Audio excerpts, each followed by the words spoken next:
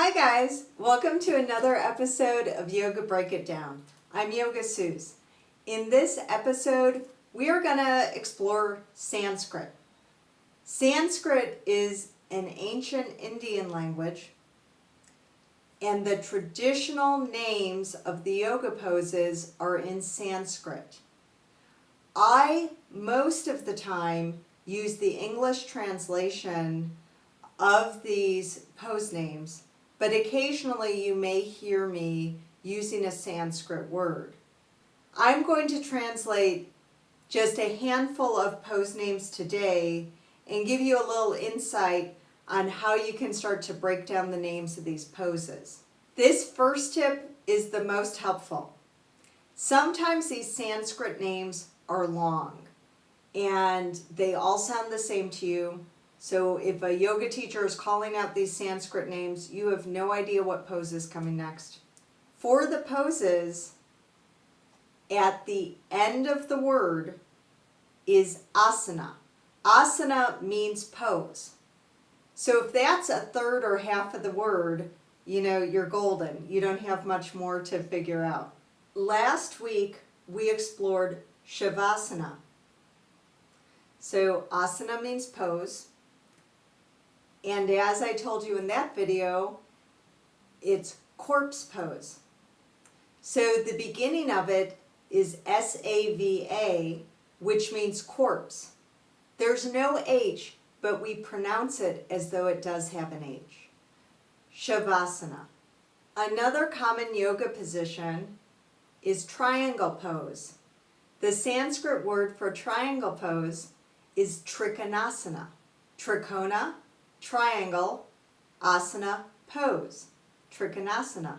I have a Chicago accent, so if you are questioning my pronunciation of these poses, you are welcome to check out other people pronouncing them, because I do have a little bit of a bleating sound sometimes in my asana.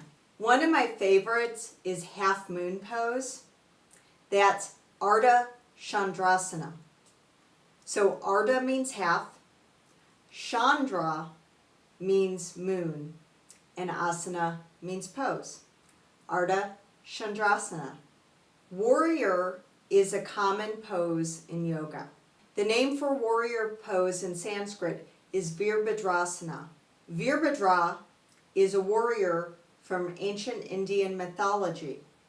And then at the end we have asana, Virbhadrasana. Another standard yoga pose, Chaturanga Dandasana.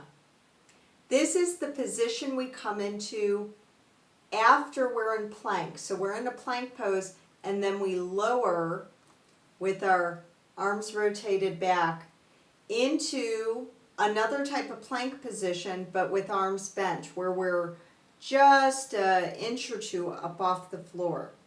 Chaturanga can be broken down into the two parts. Chatur is four, anga is limb.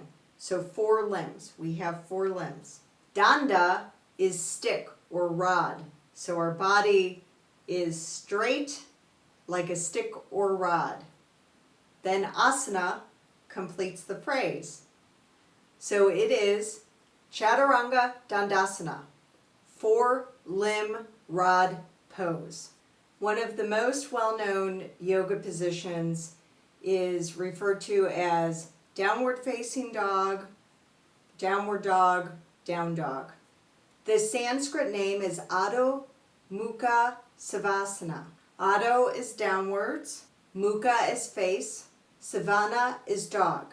Adho Mukha Savanasana.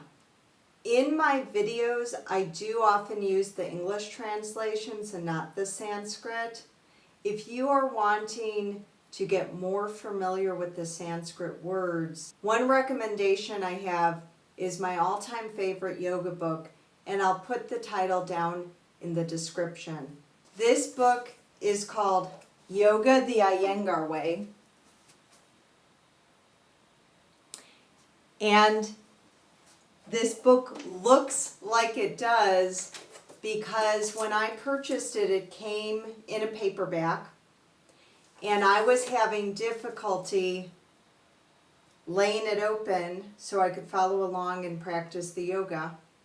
So I ended up tearing the pages out and putting them in a binder. I know some of you would think that's horrible, but I've had this book for about 20 years and I still use it. It is a great resource for detailed instruction as you experience with myself. And at the head of each page, at the start of each pose, they state the Sanskrit name and break down the components of the word and what they translate to in English. There is a section at the beginning of this book, the use of Sanskrit, which goes into a little more detail of how to understand the pronunciation of these Sanskrit words. So I really recommend you check out this book. And don't worry, if you feel that you go to yoga classes and for some of these common names keep hearing these Sanskrit words but cannot keep track of them, cannot relate the Sanskrit name to what the pose is, you're not alone. It can take a little while, and that's why some teachers like me prefer to give people the English translation. But this certainly is part of the yoga tradition, so it's important for me to give you just a taste of what this language is about. Thank you guys for joining me for this episode of Yoga Break It Down. Hit the subscribe button and share this video with friends. Remember that everybody needs yoga. So that means Elon Musk needs yoga, beekeepers need yoga, economists need yoga, and you especially, baby, you need yoga too. So I really hope you join me next time on Yoga Break It Down. Bye-bye.